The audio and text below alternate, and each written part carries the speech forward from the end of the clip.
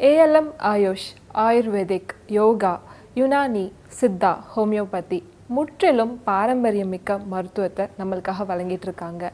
இப்போ இருக்கிற அன்றாட வாழ்க்கையில் ஒரு பெரிய பிரச்சனை என்னன்னு பார்த்தீங்கன்னா ஒபிசிட்டி, உடல் பருமன். இதுதான் டே டு டே லைஃப்பில் நிறையா பேர், especially working women's, working males, இவங்க எல்லாருமே ஃபேஸ் பண்ணிகிட்டு இருக்கக்கூடிய ஒரு விஷயம்.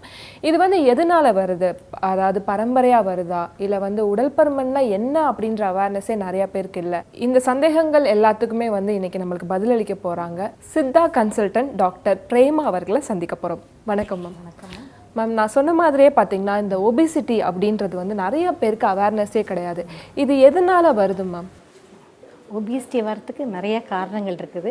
முதல்ல ஒபிசிட்டி எப்படி கால்குலேட் பண்ணுறாங்கன்னு சொல்லுவோம். ஒருத்தர் அதிகமான எடை இருக்கும்போது அவங்கள பார்த்த உடனே சரி ஒபிசிட்டின்னு சொல்கிறோம்.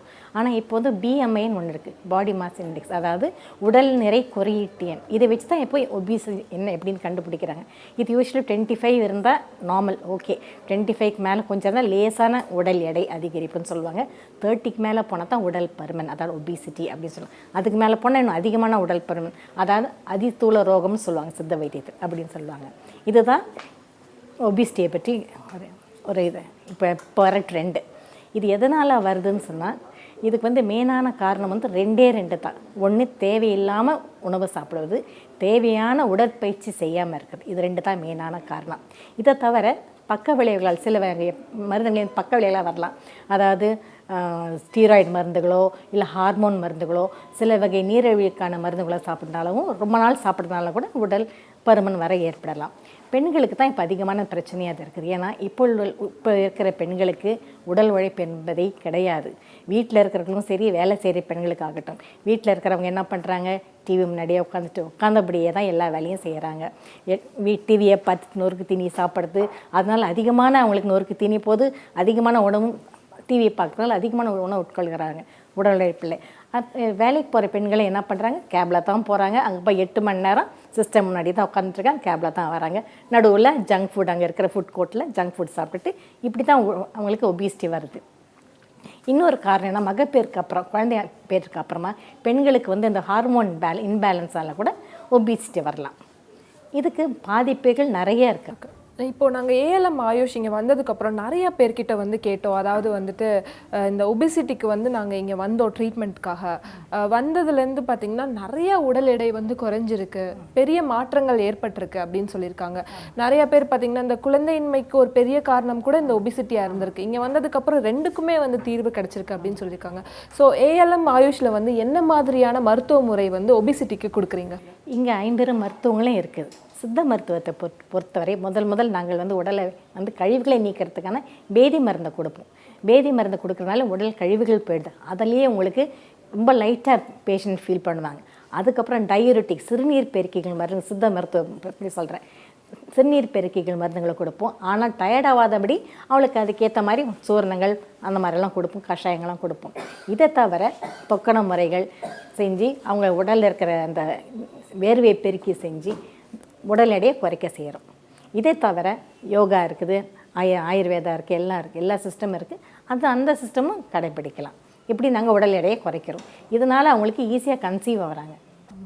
இந்த உடல் எடை குறைக்கிறதுக்காக அவங்க ஆயுஷில் எடுத்துக்கக்கூடிய அந்த ட்ரீட்மெண்ட் காலகட்டத்தில் இந்த ஃபுட்டை தான் சாப்பிட்ணும், இந்த மாதிரி பத்திய முறைகள்லாம் இருக்குதா, இல்லை இந்த சிகிச்சை முறையினோட அவங்க எந்த ஃபுட் எடுத்துக்கிட்டாலுமே கூட இந்த ரிசல்ட் கிடைக்குதா மேம்? உடல் எடை காரணமே நான் சொன்னது தேவைக்கு அதிகமான உணவு சாப்பிடுவது. அவங்க பாடி மாஸ் இண்டெக்ஸும் பார்த்துக்கணும். அவங்க உடலுக்கு ஏற்ற மாதிரி, உடல் உழைப்புக்கு ஏற்ற மாதிரி உணவு சாப்பிட்றாங்களான்னு பார்க்கணும். ஸோ அந்த மாதிரி தான் கொடுக்கணும். கடுமையான பத்தியம்லாம் கிடையாது. சரியா, காலையில் ஒரு 3 இட்லியோ இல்லை 200 கிராம் பொங்கல் அல்ல உப்புமா, அப்புறம் சாம்பார், சட்னி கூட புதினா சட்னியோ இல்லை சிறு வெங்காய சட்னி, பாசிப்பயிர் சாம்பார், அந்த மாதிரி சாப்பிட சொல்லலாம். மத்தியானம் ஒரு 11 மணிக்கு மோர் இல்லை லைம் ஜூஸ் குடிக்கலாம். அப்புறமா ஒரு 50 கிராம்ஸ் சுண்டல் சாப்பிட்லாம். மத்தியான சாப்பாட்டுக்கு இறைச்சி அவ்வளோ நல்லது கிடையாது. அப்படி இறைச்சி சாப்பிட்றதா இருந்தால் தோல் உரிக்கப்பட்ட நாட்டுக்கோழி குழம்புல போட்ட சிக்கன் வேணால் சாப்பிட்லாம். ஆட்டு இறைச்சி, மாட்டு இறைச்சிலாம் அவ்வளோ நல்லதில்லை. வெயிட் ரெடியூஸ் ஆகணும்னு ரொம்ப கன்சர்னாக இருக்கிறவங்க அதை சாப்பிடக்கூடாது. பட் நல்லது தான், உடம்புக்கு நல்லது தான். பட் வெயிட் ரிடக்ஷனுக்கு இதிலலாம் கேலரிஸ் நிறையா இருக்குது. ஸோ இதை சாப்பிடக்கூடாது அவங்க. அப்புறம் நைட்டில் கூடுமான வரை இந்த பூரி இந்த மாதிரிலாம் சாப்பிடாம இருக்கிறது நல்லது.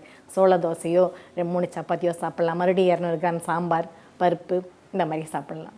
இப்போ நிறைய மக்கள் சொல்கிறாங்க வந்துட்டு வெளியில் போய் நிறைய இடத்துல ட்ரீட்மெண்ட் எடுத்தோம், நிறைய டேப்லெட்ஸ் எடுத்தும் கூட இந்த உடல் பருமனுக்கு ஒரு தீர்வு இல்லாமல் இருந்துச்சு அப்படின்னு சொல்லிட்டு, கூடுதலாக சைடு எஃபெக்ட்ஸ் வந்து இன்னும் கொஞ்சம் வெயிட் போட்டது தான் அதிகம் அப்படின்னு சொல்லியிருந்தாங்க.